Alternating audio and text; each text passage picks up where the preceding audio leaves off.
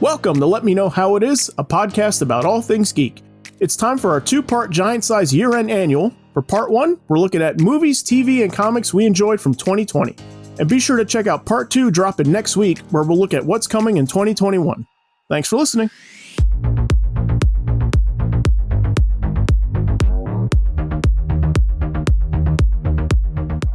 All right, so with 2020 soon to be in the rearview mirror, it's time for us to go back over and share what things we watched, read, and saw that we really enjoyed. I'm Zach Slater. I'm Frank Melman. I'm Tommy Smithereens. And I'm Clifton. All right, so 2020 was a strange year, but hopefully you guys got to spend a little bit of time on your couch to take your mind off things. What'd you guys really enjoy this year? A whole lot of TV. It was a big TV year. Yes. Okay. Yeah, I think I watched more TV than I ever did this year. Sure. To be expected. Yeah.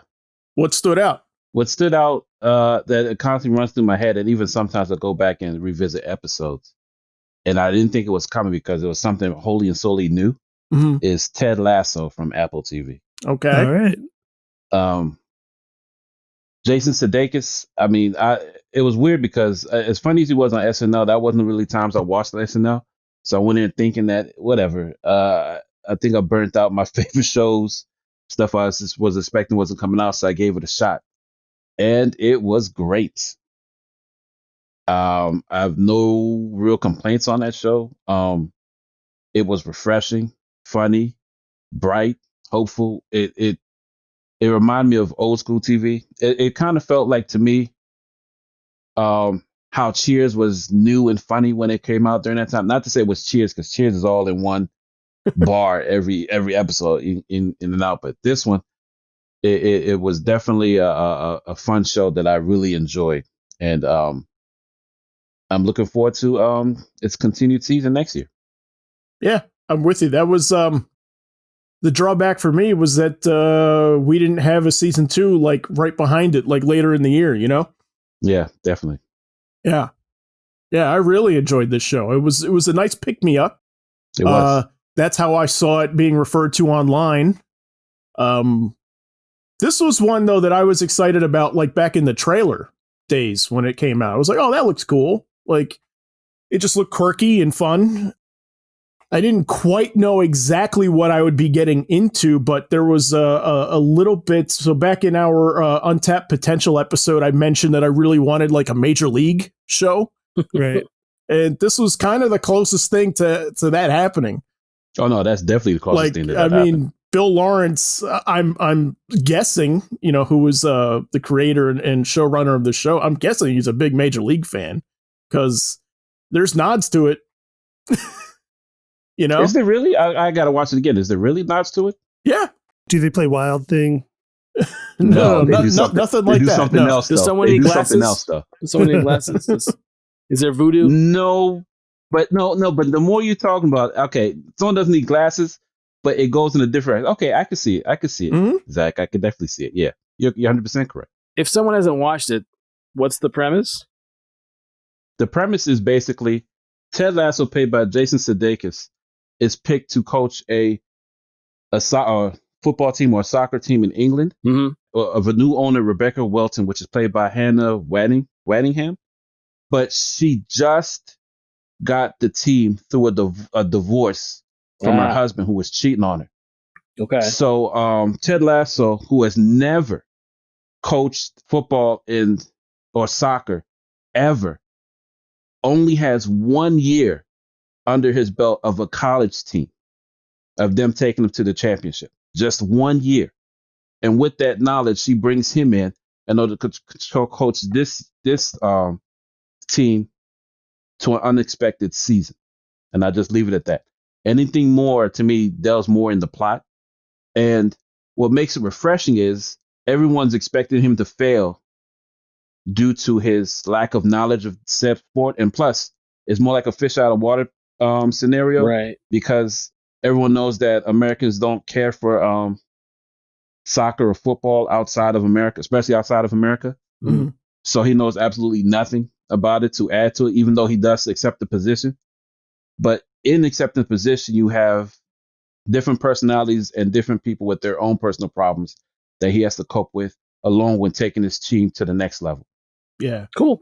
And what I like about it is like the supporting people like all have like an identifiable quality to them. Mm-hmm. You know what I mean? Like there's a thing to them, but it's also like the map is wide open for them to explore and add to that, which I think, you know, like they're still not completely, but they're still like blank slates.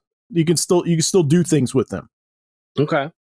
Sounds good. Yeah. It's a great show. I love Ted Lasso. Yeah. Good pick, Tommy. And Frank, it has your boy in it from Buffy. Which boy? Giles. Oh, yeah, it does?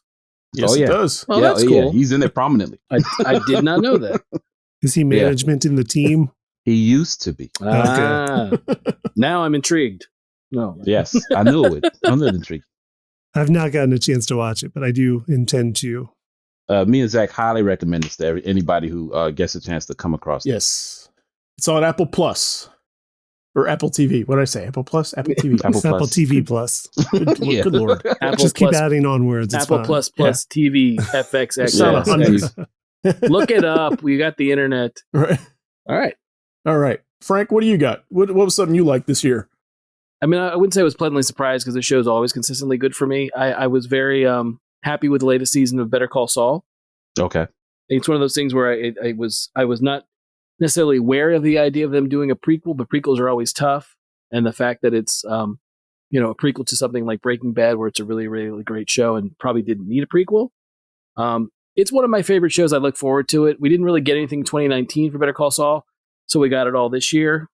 And it didn't disappoint. It definitely, the thing that they keep playing with is the idea of, Gustavo Fring and the cartel, and whether or not some characters that are in Better Call Saul are going to survive to actually be in the timeline that lines up with Breaking Bad. And I think this year, wouldn't you say, Tommy, they do a really, really good job of making you think that one character is probably not going to make it. Yeah, they definitely do. But they give an intriguing backstory or tell us intriguing tale based upon what they go through. Yeah, yes. It's nice.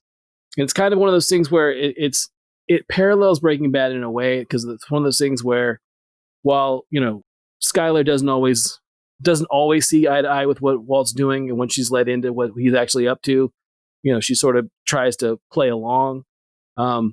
This has that element too with Kim Wexler, with the idea of Kim enjoying the idea more and more every season of pulling off these longer cons with Jimmy, with Saul. And then it's like one of the things where she's finally like fully on board of like, it's almost to watching a character that's like at one point really the best thing about like the moral compass of the show slowly become more and more all right with the idea of using her powers for evil. Wouldn't you say, Tom? Yeah. It's almost as if it's almost the opposite of Breaking Bad, in which Walt constantly gets more sinister with each thing, but this time you're not made to feel good when someone else does it, so to speak. Mm-hmm. Yeah, that's what I get from Wexler, is that every time she goes down that path, it's this is not for you. Right. You don't. This is not where you're supposed to be. Because at first it was one. She used to buck and balk at the idea of doing this stuff, and now like at the end of this season, she very much is kind of no, we can do this. We can pull this stuff off.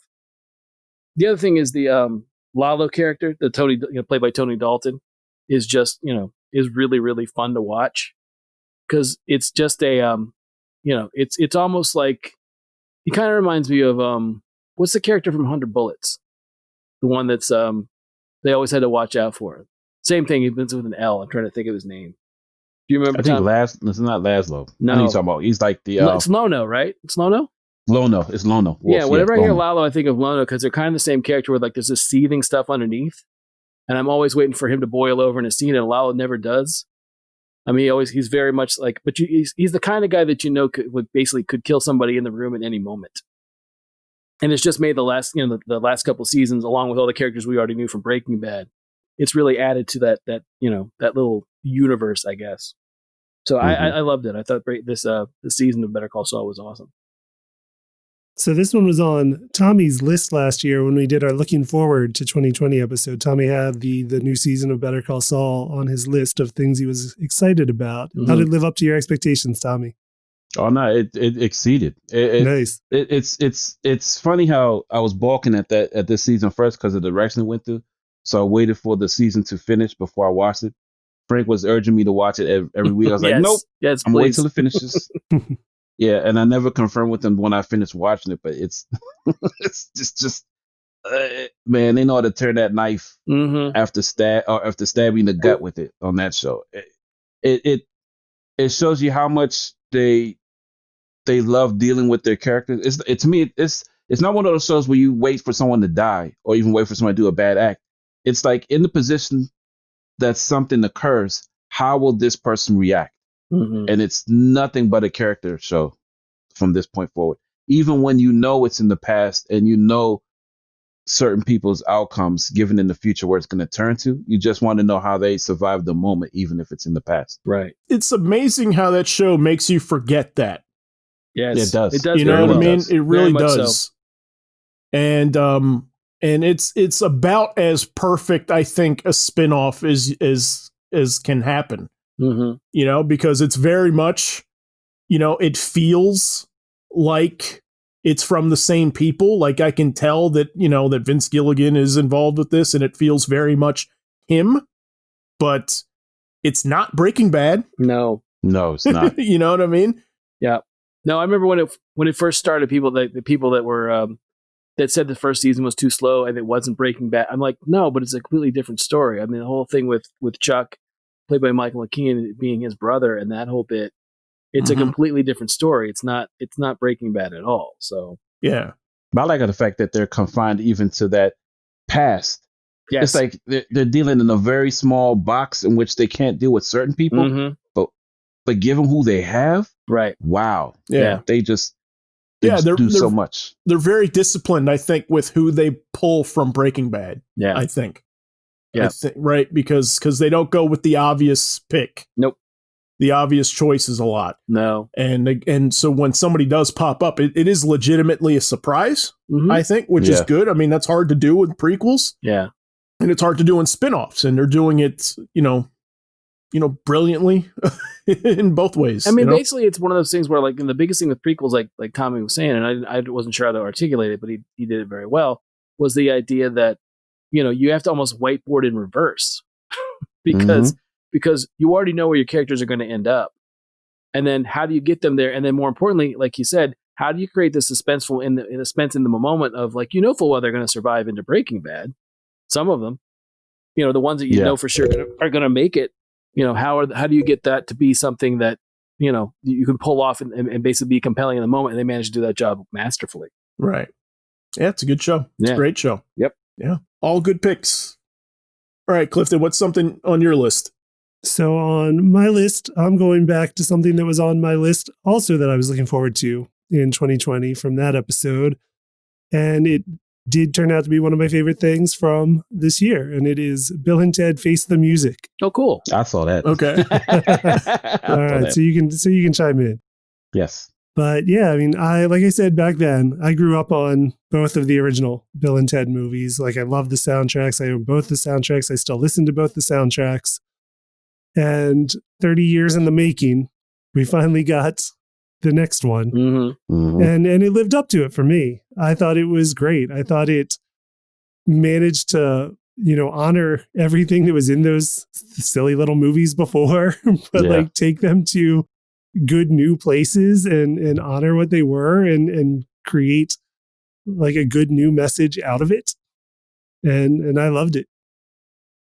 I have one gripe, but I love the overall theme. No, actually, no, I don't have a gripe. No, I take that back.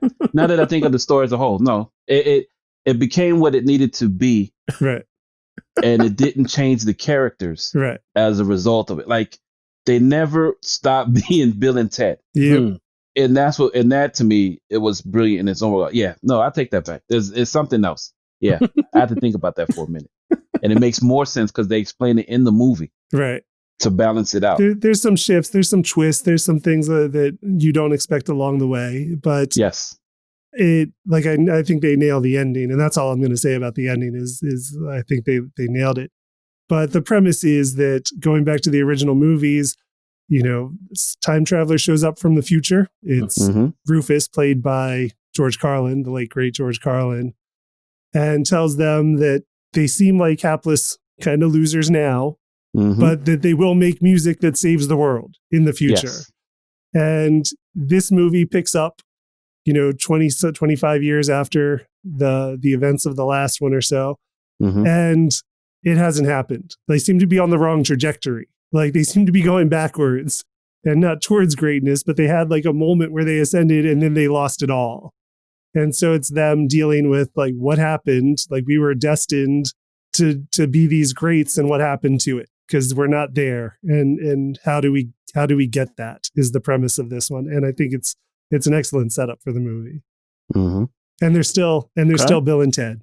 Alex Winter and Keanu Reeves are still every bit just backing those characters. And then there's some other good additions to the cast.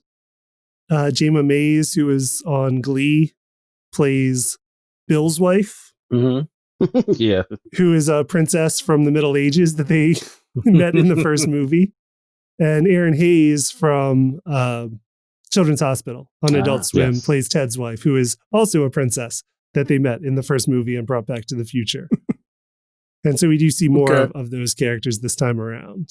Cool. As well as their daughters, who are now grown. We saw his babies in the second movie at the very end. And they're Bill's daughter is played by Samara Weaving, who was in Hollywood on Netflix earlier this year, as well as Ready or Not last year, the horror movie about a bride in a crazy family that has to play like a killer game of hide and seek on the night of her wedding. It is an excellent movie. I do like that one a lot too. It's a lot of fun. And then Ted's daughter is played by an actor I was not very familiar with, named Bridget Lundy Page. Yes, played by Bridget Lundy Page. Yeah, and they're both excellent in it. Cool. As well as appearances by Kristen Shaw, Holland Taylor. It's got a good cast. It's got a good, solid cast. Yeah. Now, Bridget, I remember her from Atypical. For me, I'm just impressed that it happened. Because it seemed like a fan outpour that came like out of nowhere, right? That to get this thing made. Yeah, and then like I remember the tweet very like it was yesterday, honestly, of Keanu Reeves, and it'd be like, all right, we're doing it, we're gonna make the movie, and then before I knew it was like it's out, like it's finished. There's a trailer. Oh, it's coming out, like. Yeah, and it ended up skipping theatrical release and was released digital for sale and rent in August. I think towards the end of August. So that's how I saw it, and that's how any of you all can see it. Yeah, I still haven't seen it yet. It's on my list. I love Bill and Ted, but I just haven't got around to seeing it yet. But I definitely want to. So yeah, no, it's a lot of fun. We even get William Sadler back. Wow. Yeah, as nice. From the second film. Like they tie together everything so nicely. Cool. Very cool. All right. So for me, I'm going to go with a polarizing one in this group, but I enjoyed it very, very much. And I'm going to go, it's got a couple of different titles. It's called Harley Quinn and the Birds of Prey, aka also Birds of Prey, the Fantabulous Emancipation of One Harley Quinn, which is the title I like better. I just wish they called it that. Yes. Oh yeah. No, I really, really like this movie a lot. I have notes. It's not perfect to me, but what I like, Margot Robbie is just like a joy to watch as Harley Quinn on screen. And like, this movie's like really about the little things. Like I like the way she fights as Harley. Like I like her fighting style. It's very bold to me that this movie it's a lot of Gotham City during the day, which we typically like only get in Bruce Wayne's stuff in the previous Batman movies. And so I think that it's really neat that they tried that. And like in this, I think more than any other Gotham set film, like Gotham feels like a place, like a real city to me here. Right. It's got bodegas. Yeah. And street vendors. Yeah, exactly. Taco trucks. Yep. Feels like a lived in place. It does. Yeah. grocery stores and stuff like it's not just like Right. mansions all the time and Axis Chemicals, although there's Axis Chemicals. It's not only Axis Chemicals. That's not the only industry in town. Yeah, this one was on my list last year of one of the things I was really looking forward to, and like I did enjoy it a lot. Yeah. Like Zach was saying, like Margot Robbie sells it for me. Like she is loving being in this movie, and she's loving the character she's playing, and I think it comes through. I think she's a very good actor in anything. I think she's, from reputation, a very hard worker, and like wants to do everything she can to the best of her abilities, and I think it pays off. I think she's great. And yeah, like the directing choices of the fight choreography of her having like a cartoonish but also deadly like fight style, I think is great. And I think they nailed it. It's just so fun to watch, like the stunt gags that her character does. And also like Zach was saying, the city, I do think it's a well-directed Gotham, and where it brings some life to the art direction. Whereas a lot of times Gotham is just an experiment in art direction and not much else. And this does feel like this is what happens during the day, like when those alleys aren't empty and filled with smog or filled with smoke coming out of the sewers. Like there are people that live in this place. And it's got kind of like, in a weird way, it reminds me a little bit of the Jim Carrey movie, The Mask. Right. Where like that was a weird, like quasi retro modern time where like it was, it was today, but there was stuff in there from like the 50s and the 40s, like kind of thrown in. And I like that Birds of Prey had kind of that feel where it was clearly today, but you saw stuff from like the 80s in there, and kind and like in the 70s, and like it was just kind of this hodgepodge, which again, like, is kind of neat when you go into a city and you see cars from every era driving around, Yeah. And I like that it was short. I mean, it's funny to say that. I mean, it may just be the place that I am in my life, but it's also there's something refreshing about sitting down to a movie that's not 2.5 hours, which I will happily do. Right. At times, but there is, I think, a tendency to make them a little too long all the time now. And I like that they had discipline to write something lean. Yeah, it's refreshing to see confidence in making something that is only as long as it needs to be. Yeah. So like you take out what you need to take out, you do what you need to do, and that's that. And that's I feel like that confidence is missing in a lot of stuff. Yeah. And Ewan McGregor seems to be having a blast. Yeah. In this movie. Yeah, he's a fantastic choice for it. Not an obvious one, right? Because I think in the comics, Black Mask tends to be written one way. And so you bring in an actor who's got like a take on it, which is fun. I mean, it's a good take for being a jerk, right? That you want to see get his comeuppance. Yeah, no, thoroughly fun movie for me, I thought. So yeah, big standout for 2020 for me. So what else you guys got? Let's go around. Round 2. This show, I didn't know what's coming when I did. I balked at the idea. I thought it was CBS grasping or Paramount, just looking for anything to save a franchise that has so much history, and it's fumbling over itself in order to put out the correct one for fans. And it was Star Trek Lower Decks. Okay. Now, mind you, I did talk about Discovery Season 3, which I was excited for. Or still am excited for because it's still airing now. But Lower Decks was a surprise I didn't know I wanted. Now, for those who don't know what Lower Decks is Star Trek's second animated cartoon. It focuses on the support crew serving on one of the Starfleet's least important ships, the USS Cerritos. And you've heard about First Contact, right? Mm-hmm. Right. They do Second Contact. Right. Okay. And that's the basis of what this ship does. Now, what's crazier is everything that's come before it in Star Trek is canon, and so is this show. It parodies the universe and adds to it all at the same time in a way that I didn't think was possible. Like, it feeds new watchers as well as old fans without insulting the series past what it is. Has anybody get a chance to watch this at all? I have not gotten to see No, it yet. I haven't. No. If you like Star Trek, I strongly suggest you watch this show. I wasn't expecting this one to be your vote. I know you like the show. I thought you were going to say Picard or Discovery. Yeah. Yeah. No, but those are the ones that I knew were coming. Right. Due to the fandom and the talk of it, and everyone, and it evolving. This is one I didn't know I liked or thought we needed it, Right. but they definitely need it because it allows certain things of that big universe to come back in a way that makes sense, or even where you think about it should have been, if that makes any sense.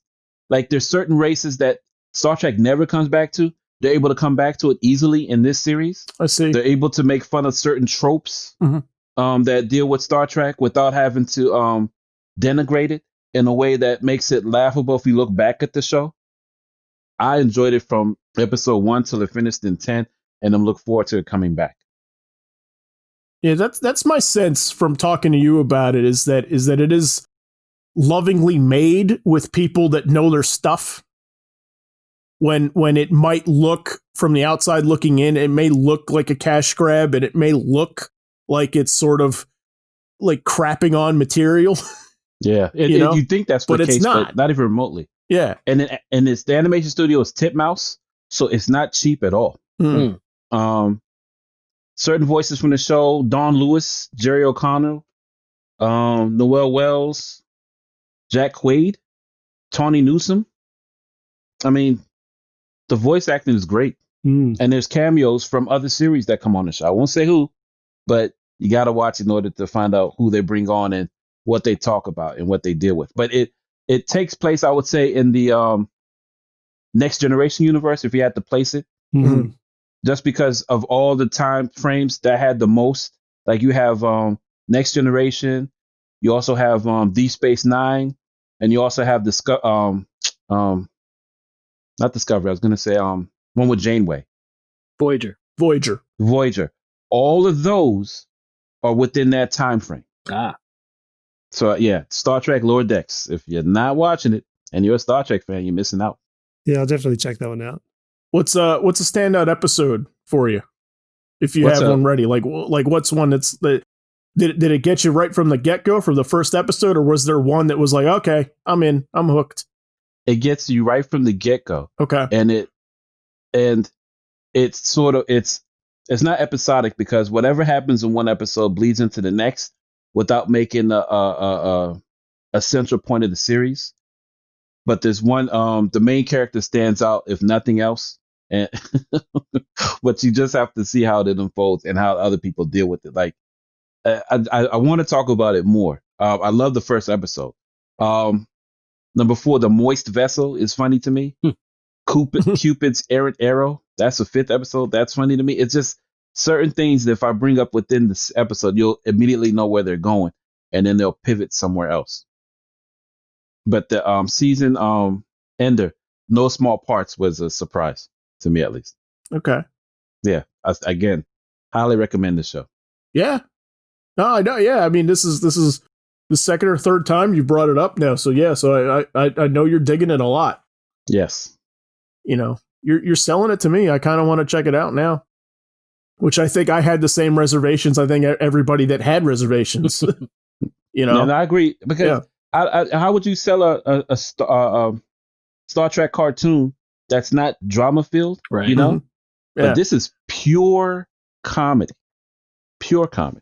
I wanted to. The only reason I haven't checked it out yet is because I wanted to finish with. I want to finish up season 3 of Discovery. So that's why I was waiting for the end of that, and then I was going to watch Lower Decks. Oh no, you don't even have to watch season 3 of Discovery. Okay. You can, because it just deals with a different time frame. Okay. Cool. Yeah. Very good. Very nice. All right, Frank, what do you got? Something that was on my list for when we were doing the looking forward to 2020 show was and this is pivoting away from shows. Not that we have to pivot away from shows, but this was one that was a video game that I was looking forward to. It was The Last of Us 2. Yeah. It was one of the games that was if you haven't had a chance to play either one, The Last of Us or The Last of Us 2, I highly recommend them. Last of Us is a great video game, and then Last of Us 2 is it takes us further with the characters Ellie and Joel. I'm not going to spoil anything for you, but just to say that it's it's basically about the folly of revenge, and where that leads you, and whether it's worth it or not to seek revenge at all. It's harrowing. It's not a pick me up, wouldn't you say, Tommy? Oh, definitely. no. It's not a feel good game. Yeah, no feel good vibes in this one. I mean, it's an ordeal. Yeah, it's one of those things where there was a lot of pushback about the way the story was told and how the narrative shifts and who's a good guy and who's a bad guy, which I kind of like a lot in storytelling. I like the idea that not everyone, it's very much a game that plays on the idea of hero and villain thinking they're both the hero of their story, and who really is, who's wrong and who's right. It plays with that a lot, and it was one of those things where, much like everything else now in fan culture, it became very divisive very quickly, but it did win Video Game of the Year, right? Yeah, it definitely did. Yeah, it is deserved. I think it's a really, it's one of those things where from a story standpoint, a narrative standpoint, I don't think there's really anything that comes close to it for the year. I mean, there was some great games, but I think this one is above head and shoulders, but it's harrowing. There are parts that are really tough, much like the first one, but it didn't disappoint. It's a very adult story, and I mean in a sense of, it's a story that's thorny and it makes you think, and it sticks with you long after you stop playing it. I don't see, the other thing is, I don't know, a lot of times people want to know if there's any replay value in it. I guess there is, to get like the stuff that you didn't get before, but if you don't have PTSD from playing it the first time. I mean, definitely. It's a lot of the stuff that happens in it. It's not something that, like I said, it's something that you'll think about for a while. When you set the controller down, it's one of those. And that doesn't always happen in video games. Some of video games are like potato chips. You'll get done with a bag, and you're like, cool, I'll have another bag later, but I don't think about the last bag of potato chips I had. So this one. Yeah, it was good. It was a really great game, but just it's difficult to think about picking it back up again to play again. So yeah, well, no, about this game, the thing that hit me the most, other than what you're stating too, is the crowd reaction after people play it. Mm-hmm. And I've never felt that much of a pushback over a game story wise. Mm-hmm. Like, I get glitches, right? I get. I get it not meeting the standards of the first one, derivative, yada, yada, yada. Mm-hmm.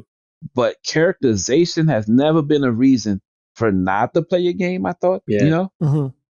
And people were outright upset with how they told the story. Mm-hmm. And it was so, like, to the point that they sent hate mail to the voice actor. Right. Yeah. Of the person that they didn't like in the game. That nonsense. Yeah. Yeah. Who did win Performance of the Year for the Game Awards. Oh, yeah. So they were great at their job. Yes. Like, she was playing a villainous character. No, it's one of those things where also, if you're not familiar with, you might be familiar with Ashley Johnson, the voice actress. She did, she plays Ellie in both games. And she's also what's her name from Infinity Train? Tulip? Yes. Yeah, Tulip and MT. Yeah, she's the voice the Tulip for that. So. Yeah, the voice acting work is great. Again, it's one of those things where it's almost along the lines of it's weird that we got, granted we didn't get the first season because we got it earlier, but it's very much like the first season of Cobra Kai, where it basically keeps shifting on who's the protagonist and who's the villain. That's what I really, really liked about it the most. Okay. Yeah, I played it. It'll be a while before I revisit that universe. Yes. Right. Yes. Yeah. Absolutely. Yeah. Are you looking forward to the show? The Last of Us show? I mean, no, I'm sure I'll check it out. I'm sure I'll watch it, but it's one of those things where that's one of those, as Tommy's saying, that universe, that world is not something that pulls punches. So It'll be really tough it'll be very tough to see that if that show isn't anything like, it has to be very much, the people are brutal. The people that are infected are brutal. It's, it's a brutal world. Be a grueling watch. Yeah. Brutal's a definite word for that. Yeah. So. Yeah, I'm looking forward to the show. So we'll come back to that when it's on. So, all right, Clifton, what do you got? So I'm going for my pick with a Netflix show, and that is going to be Teenage Bounty Hunters. Cool.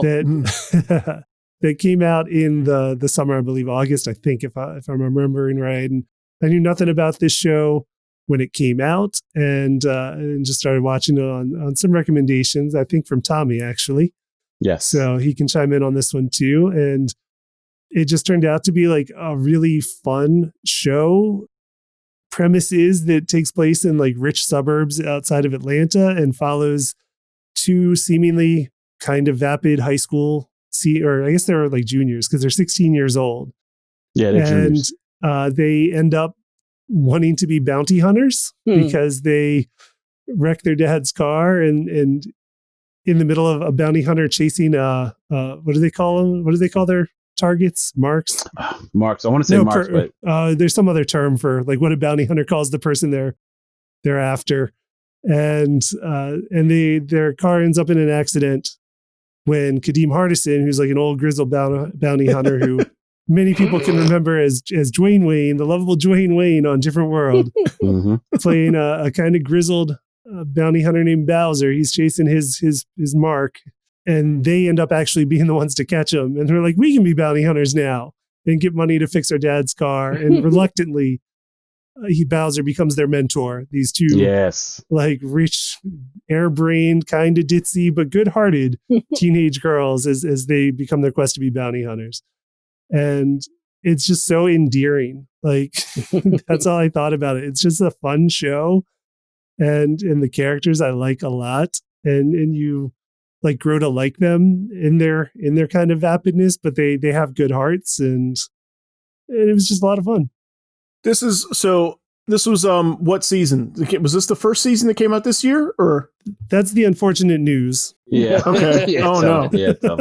It was the first and final season. Oh. Yeah. It did end up a victim of Netflix's killing spree that they went on, where they just started canceling basically anything that wasn't already well into production, and some things that were, as was the case with Glow.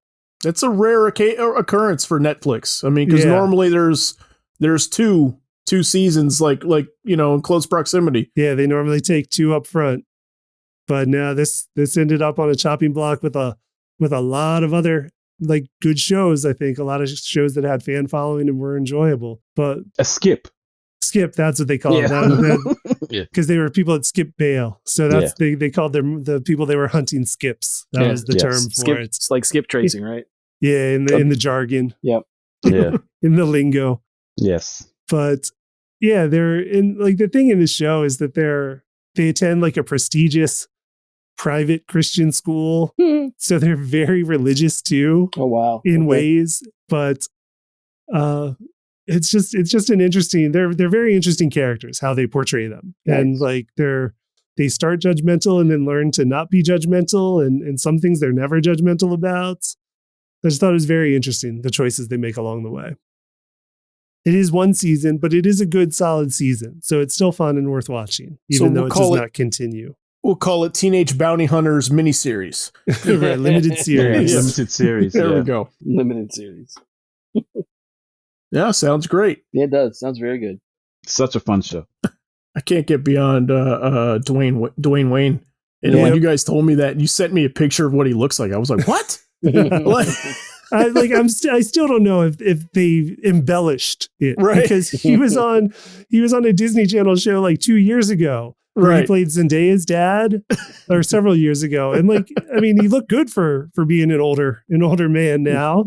Right. And in this one, like he does not look good for being an older man now. No, so I'm hoping it's embellished because he didn't look too bad not long ago. Gotcha. We'll try and find like a timeline of Kadeem Hardison pictures throughout the years of a different world onto the Zendaya show into this. Yeah. You can see the progression. Or he had a really rough last couple of years before this show. Right. But yeah, like a lot of it is that the girls are raised in a Southern family, like a Southern conservative family. So like they know guns. And like, like that's what you realize in the very first episode is like they just pull a gun on somebody because they're in their dad's hunting truck. Right. Like they got guns. Same question to you that I asked Tommy. Was there a in from the get-go, or was there like a moment, an episode in the run that was like, okay, I'm in, I'm hooked? No, I mean, it's pretty much by by halfway through the first episode, I'm sold. Okay. Like the very first opening scenes, I'm like, what's this? I'm not sure about this. And then by the time like they get into some meat, like I was definitely on board from the start. Cool.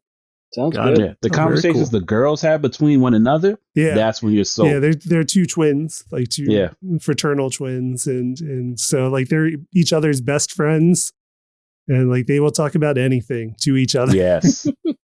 And then the other gag that they get to early on is that there are scenes, I think it happens in the very first episode, in one of the first scenes, where they communicate to each other and nobody else in the scene seems to be aware of this conversation they're having. It's portrayed as just them talking to each other, literally just a conversation, but it's their representation of twin speak.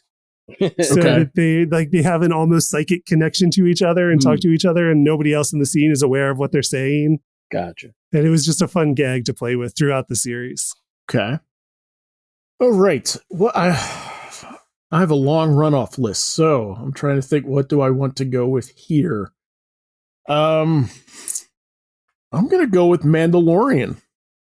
Okay. Which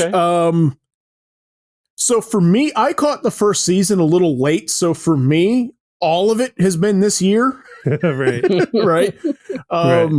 It showed up towards the end of last year, and then right, exactly. So but no, I was I was left burned by some Star Wars stuff in the past, and I was an obnoxious, Star Wars fan. And it's fun to be excited. Jaded. You were jaded. Right. It's fun to be excited for something Star Wars again. Mm-hmm. Like it's really nice to have something that I'm enjoying and I love, and that, makes me feel the way I did when I was like first watching it. And like I'm the story's pulling me in. They're pulling off the visuals. Star Wars is tough you can't do it on the cheap, even though the first one was done on the cheap originally. Right. Like it's like, I keep hearing that, and I watch that movie and I'm like, you got to explain to me how this movie is cheap, because it doesn't look it, Mm-hmm. It's a beautiful looking show. I think, Pedro Pascal is I'm digging his character. I'm digging what he's doing with this, and I'm admiring. It's hard to get an actor who's not going to show his face a lot, and it's cool that they got somebody who's up for that. Yeah, he seems to be game for whatever they give him. Yeah, God bless him. The guest stars get me every time. I'm like, oh wow, that's so and so, and oh geez, I love that guy. Like, and yeah, I mean, I don't know how into it to get, because I don't want to spoil it for people who haven't seen anything. But it's definitely, what I'll say about season 2 is, like, if you are a Star Wars fan of extended universe, I get, yeah. Like, they're playing with that stuff more. Like, if you're a fan of that, it's creeping in. Like, the lore is creeping in. Yep. In the show as it goes on. So the pieces that are still canon, like the Clone Wars animated series and Rebels and others, or they're drawing stuff from. And it feels like a big galaxy again, but it feels tight also. Right? Yeah. Where it doesn't just feel like planets getting made up for the sake of it. Like, it seems tight, where we're the new spots that we're seeing are sometimes recycled from other movies. So it's like we're seeing, for the first time, we're returning to this spot again, which I appreciate. It's cool.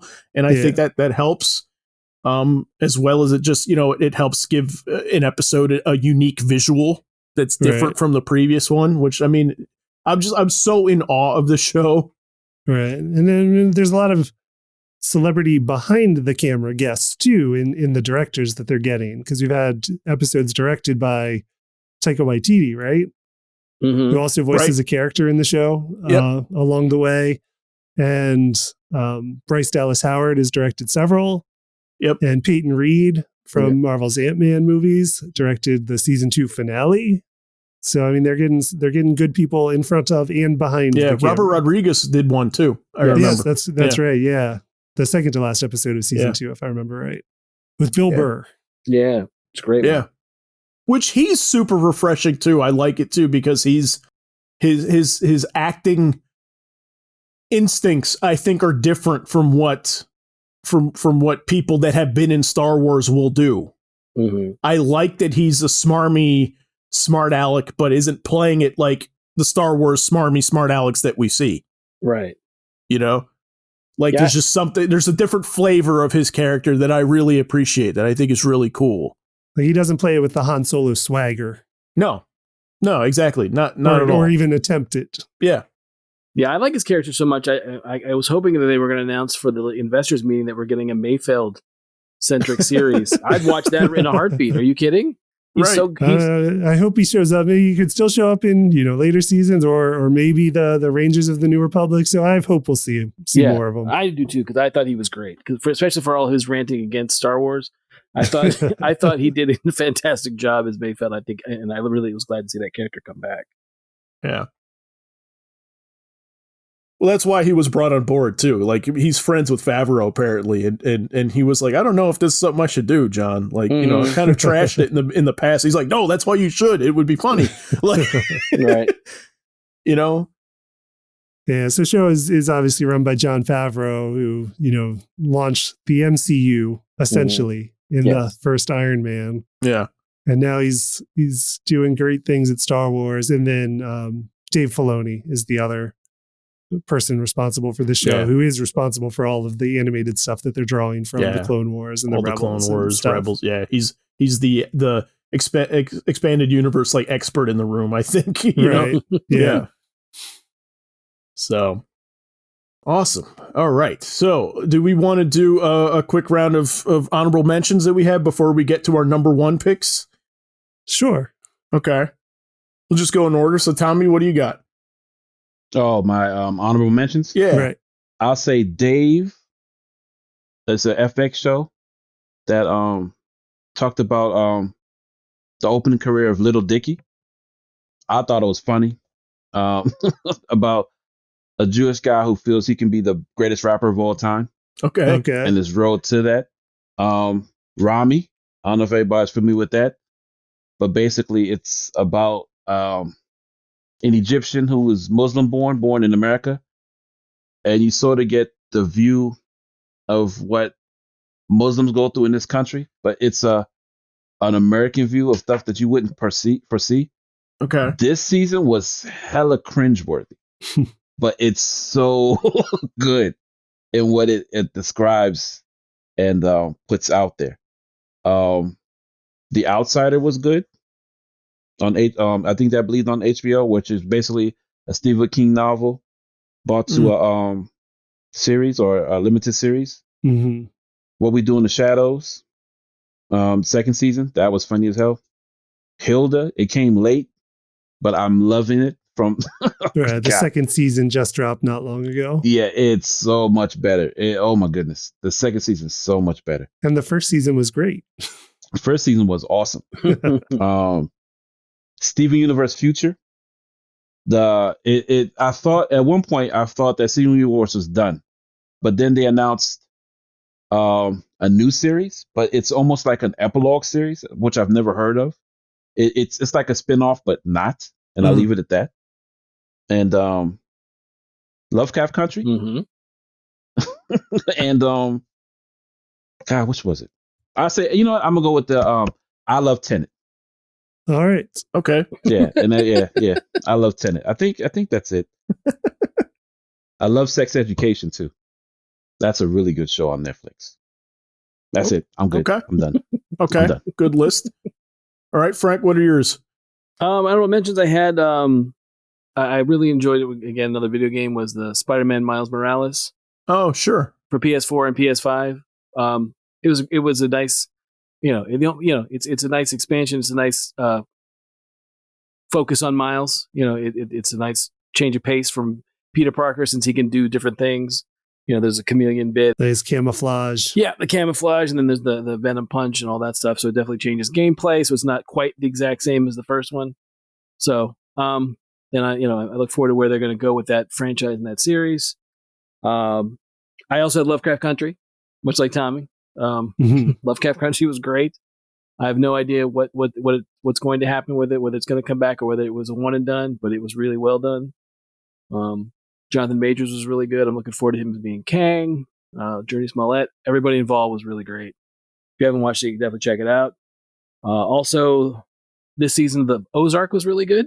It definitely is one of the. It's a heartbreaker of a season if you haven't watched it yet, as well as the fact that it ends with a great place to leave those characters at.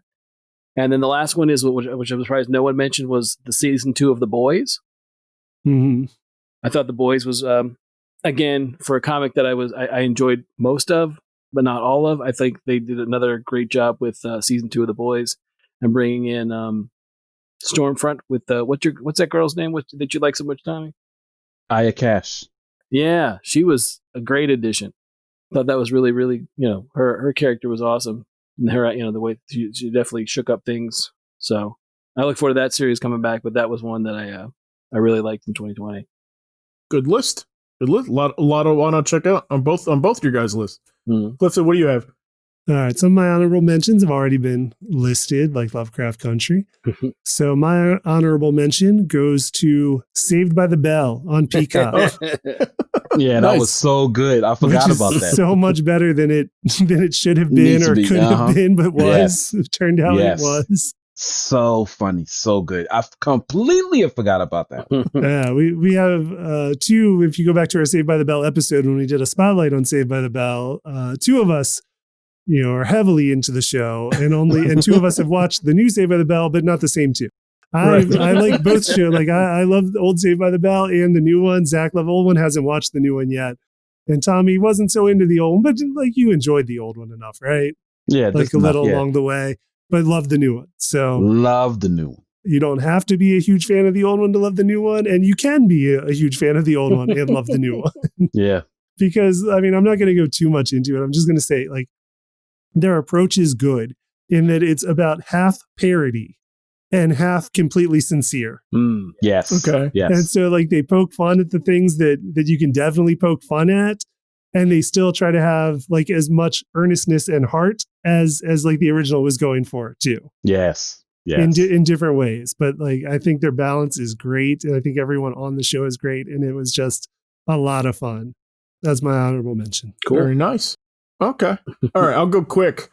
I have animation on mine. So, DuckTales season 3, it's not over, but it's really strong right now. I'm really like that show's really like getting in the groove. And unfortunately this is going to be its last season, which, this is the show that I just think it keeps getting better and better. I think season 2 was a lot better than season 1. I think this was a lot better than season 2. And I like all of the seasons a lot. So, we'll see where we go. I think we have about another 7 episodes or so left. But I'm really, really digging it. Infinity Train, book 3. You guys knew I was going to bring it up. This show continues to be just so freaking good. Oh my God. It's on HBO Max. Check it out, please. My goodness. I'm going to be so heartbroken if this doesn't get a book 4. Just do it for me. Do it for me, everybody. Come on, please. Let me see. I really liked Apocalypse War. There was the Justice League Dark close out of the New 52 shared animated movie universe. A lot in this movie is for shock value purposes, but it still works for me. Like it still is shocking, and I just like sort of the boldness and the chances it took. And for another small movie, I'm going to say King of Staten Island, which is another one that I really liked. It was a Pete Davidson movie with Steve Buscemi and Marissa Tomei and Bill Burr. Very, very much just about a slacker kid, learning to, find his path, and I'm a sucker for those kind of stories. So, all good stuff for me.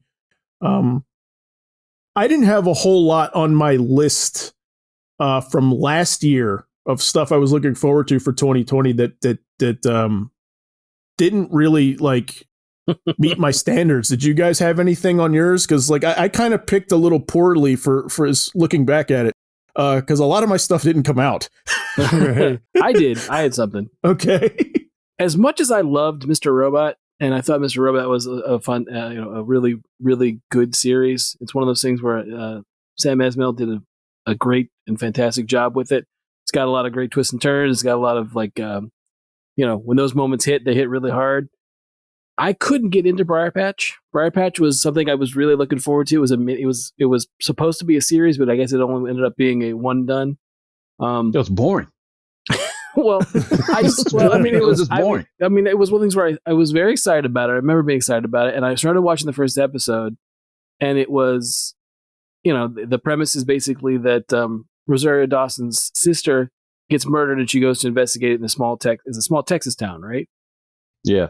So she goes, and it's all right, and it's kind of like they kind of play her as like the femme fatales come to town, and people know her, and there's a backstory why she's kind of estranged from her family and her sister.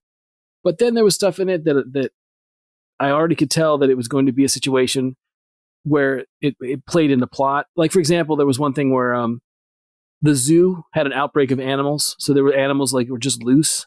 So like it meant nothing. Oh, it didn't? Well, I finished the series, but essentially what Rosario Dawson plays I'm sorry. To go further back in what you said. Rosario Dawson comes back to a town in which the town that she grew up in, in which her sister stays and becomes a police officer, but she comes back to bury her. But something happened while she was a police officer, she was investigating, killed her. So she comes back to this town that she grew up in from DC, where she now has high government connections and is an aide to a senator to investigate the murder of her cop sister, while no one's looking into it as much as she is. And you find out about all these dastardly people that reside in the town. Some have government connections like her, some don't. But all of which is a town that she grew up in.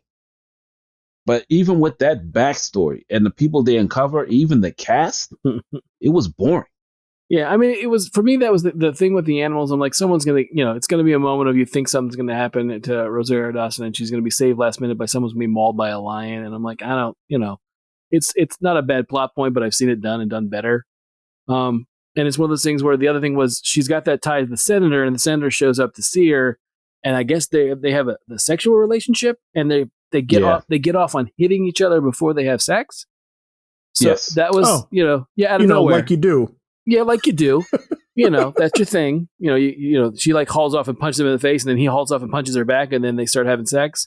It just felt very forced, the whole thing from the first episode. And it's one of those things where I love a small town noir story. I love the idea of that's why I like Joe Lansdale so much and Hap and Leonard, is because they're all small town. There's a secret with somebody in town, or there's something that people don't know, and then those two idiots get involved, and then it's high comedy and cool fights. It's one of the things where I've seen it done better. Therefore, I felt bad bailing on it. But at one point I just deleted the entire thing. I'm like, I'll get to it maybe at some point. But now that you're telling me it's boring, I'm not going to go back to it. Even with the big reveal, it's still boring. Yeah. Even when they pull back the tension on it, and and you see the reveal, and when it happens, it's like, yeah, and then certain people die that's helping her. And when they die, they're not like morally uplifting people. So when they do die, it's like, yeah, I saw it coming. Right. Even the swarminess of Alan Cummins. Alan Cummins in it. Yeah. It doesn't add too much to it when he does. Gotcha. Okay. So, all right. So turned out not to be for you. No. That's okay. Anyone else have buyer's remorse on anything that they were looking forward to? No, I don't think I have really any dishonorable mentions. Last year on my list, I was looking forward to New Mutants, and I did see it eventually when it hit digital, and actually did come out after all these years and much doubt that it would. And I did enjoy it. I do recommend it. The cast is really fun in it. Anya Taylor-Joy, who's been having a good year with Queen's Gambit, is in it as Magic, and like she really nails Magic. Like it's good, and Maisie Williams as Wolfsbane is great. So I do recommend that one. I enjoyed it. Oh, I was just going to mention Westworld. Okay. I went solely and wholly on the suggestion of Frank, and I didn't watch it at all. Yeah. Yeah. No, Not that's a lick. So a dishonorable mention by proxy. yes. Yes. Okay. Yes. Yes. Yeah, really none for me. Okay. Yeah. Like I said, my stuff didn't come out Well, for the okay. most part. Yeah, it did not. All right, so we've come to the time where we're this is our number one, the thing we liked most in 2020. But first, if you listeners out there are waiting for us to cover something, remember you can suggest topics for the show in the comment section. All right, so Tommy, so what did you like most in 2020? And this is a weird one because I don't even think the format of this show reflects my decision, because it was such a good series that I brought friends and family to watch it, but it's such a hard topic. I May Destroy You on HBO. Mm. Now I know no one's really familiar with this show, but it's from Michaela Cole, who did Chewing Gum. I don't know if you saw that from BBC, but funny show in which a girl coming of age story, she's trying to find her sexuality, blah blah blah. But this show completely different from what I expected. It's supposed to be a British comedy drama television series in which a young woman who seeks to rebuild her life after being raped. Mm. Now, mind you, to add comedy in such a premise is difficult. Sure. But she does it. She writes, directs, and stars in this show. And what resonates strongly for me, why I recommend it, and I'd have to argue why I put this over everything, because it's not something that I see will happen anytime soon or come back in that way, shape, or form, and how she approaches this sensitive subject. She does a phenomenal job of trying to show someone or navigate someone the difficulties of that subject and how it affects someone and their family. I recommend that show to anybody. And it's a hard watch. And I don't mean a hard watch in which you can't see it. It's, in some cases, it's a slow build, and it might culturally set you apart in certain areas. But what she develops and shows in that small space and in 12 episodes is deep. Highly recommended. I don't think we'll ever get something like this ever again, based upon that space and how light she makes certain things, and at the same time brings a lot of spotlight on it. I May Destroy You. Great series. Okay, awesome. Check it out. Frank, what do you got? Number one. My number one for the year would have to be something that Tommy recommended to me, and that he was pushing me to watch for a long time, and I finally got around to watching it, and we've discussed it a little bit here and there, and we mentioned a little bit earlier. I'd have to say for me that coming to it late, and it's in the third season, would be Star Trek Discovery. That would probably be my favorite thing. And until he mentioned it, I probably didn't. I didn't tell him that I had watched it when I got caught up. I just started asking him questions about the series to mess with him. This was not because he spoils stuff for you. No. This was just one of those things where he kept pushing me to watch it because pushed me to watch it, and I hadn't. But I knew that when I finally had watched it, I was just going to mess with him about it. So that's what I did, because I'm like that. But no, I like Sneeko Martin Green as Michael Burnham. Great character. I think she's awesome. You got Michelle Yeoh as Philippa Giorgio, and then you have just this really cool. It's set during the time of it's before Kirk and Spock, so you've got like Christopher Pike in the second season. You've got Spock as a character running around. She is the half. She was like what was she, the half sister, stepsister, adopted sister of Spock. So she's raised on Vulcan. Her parents get killed early on, and that's part of her backstory. But she's part of this. She basically becomes part of Discovery, and it's a great Star Trek series. It's got all they are very aware of all of the tropes of Star Trek, while at the same time you still get all the tropes, but it's done really well. There's stuff recently that harkens back to other stuff like way earlier, stuff that we see. It's early before the original series.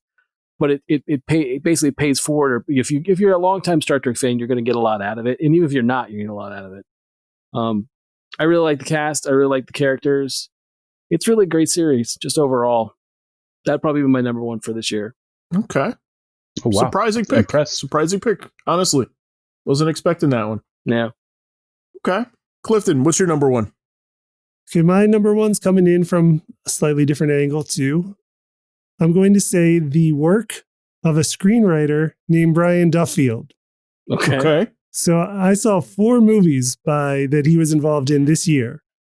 3 of them came out this year. Like Wow. he has had quite a year in screenwriting.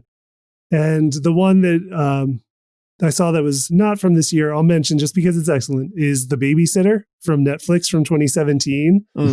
He was the developed story and was screenwriter on that one. McGee directed it. It's excellent. It stars Samara Weaving, who was in, as I mentioned before, Bill and Ted Face the Music, where she plays Bill's daughter. And he had 3 other movies come out this year. They were Underwater, which he collaborated with. He did script and story on that, collaborated with Adam Kozad on script, and was directed by William Eubank.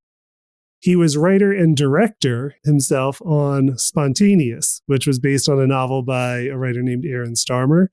And then he was script and story with another screenwriter who wrote script with him on Love and Monsters. The other writer was Matthew Robinson. It was directed by Michael Matthews.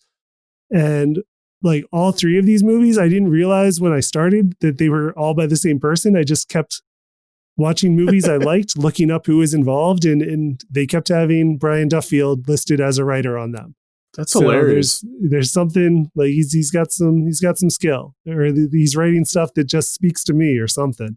Okay. But big year. The movies are great. Babysitter is a horror comedy from 2017 and was excellent. So funny. They did a sequel this year called Babysitter Killer Queen. It is an enjoyable movie.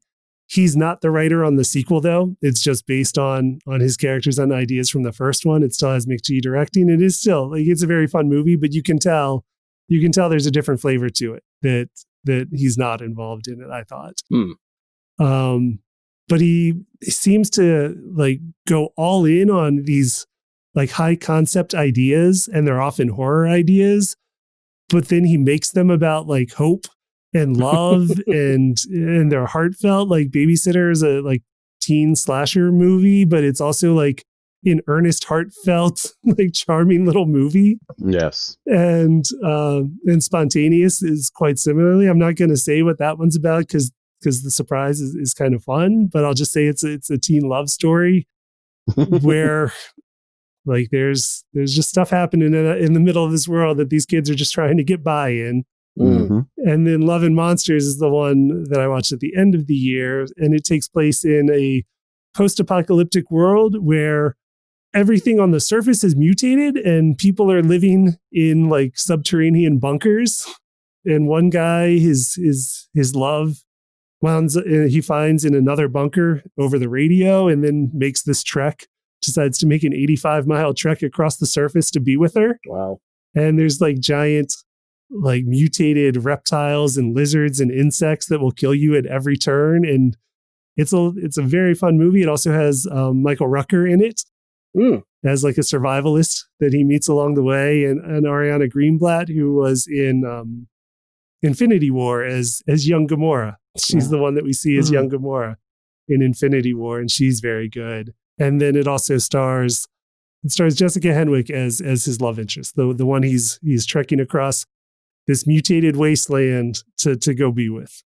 And it stars Dylan O'Brien. Okay. But yeah, like all of these are great. And Underwater, that was the first one I had seen because that actually did come out in theaters back in February, I think. And that one stars Kristen Stewart. And what I like about that one is that it starts with the conflict. Like we're introduced to this girl a young woman living in an underwater like research facility that in the first scene has an earthquake and is already falling apart. And from that point on, we are just in this like race for survival to try to get out of this thing before it falls apart. And we like the rest of the cast were introduced to along the way once this, like as this emergency has already happened. And I like that they did not waste any time for this disaster. And like, it's just like a high paced kind of thrilling little disaster movie. And the movie it starts as is not the movie it ends as. Like, you do not exactly know what's coming when you set out. And that's all I'll say about that one. That's the one I remember seeing commercials for, and I thought it looked cool. I remember. Yeah, it's very cool. That one is on HBO Max. Underwater is on HBO Max. Babysitter from 2017 is on Netflix, along with its sequel, Killer Queen. And Spontaneous and Love and Monsters at the moment are available for rent and purchase digital. Yeah, but Spontaneous is so good. You recommended that to me. Yeah, I recommend. So I got Tommy to watch a few of these. Babysitter and Spontaneous. So good. Both is so good in ways that you can't see coming. But no, now that you talk about, I gotta watch Underwater, and I didn't, man, and I wasn't going to. Okay. All right. So my number one is Ted Lasso. All right. Okay. Which we covered earlier. I stole it. I love the show. I love the show so much. I knew he was going to say that. Oh yeah, no. I'm so happy Tommy was watching it too, just so so I had somebody I could talk to about it, yeah. No, we would bond over this show. But I'm gonna recommend also. So my second favorite is the Pixar movie Onward, which dropped on Disney Plus. Okay. Which it does what Pixar does what they do. It'll make you laugh. It'll build you up. It'll break your heart. It will it's just a perfectly executed movie, I think. And it's just it's a kid. It's in a world where there's orcs and trolls, and it does an expert job at building up that world around that we're living in. But it's a kid that casts a spell so that he can meet his father who died before he was born, and he's kind of new at the spell thing, so he doesn't quite get it right. And so he gets half of his dad to appear, the lower half, so it's just his legs, right? And he's got to find a way. He's got to get some items and find a way to finish up the spell so that he can actually meet his dad. And he only has 24 hours to do it. And it's like him and his brother and his family trying to make this happen. So it's it's an awesome movie. I was really surprised by it. So, loved it. Recommend it to everybody on Disney Plus.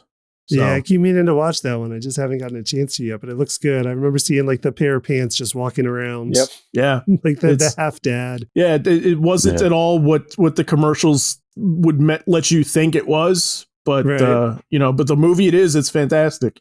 And it's Chris Pratt and Tom Holland, right? Yes. The lead voices. Yeah, they're the lead voices. Yeah, I saw it. I definitely saw it.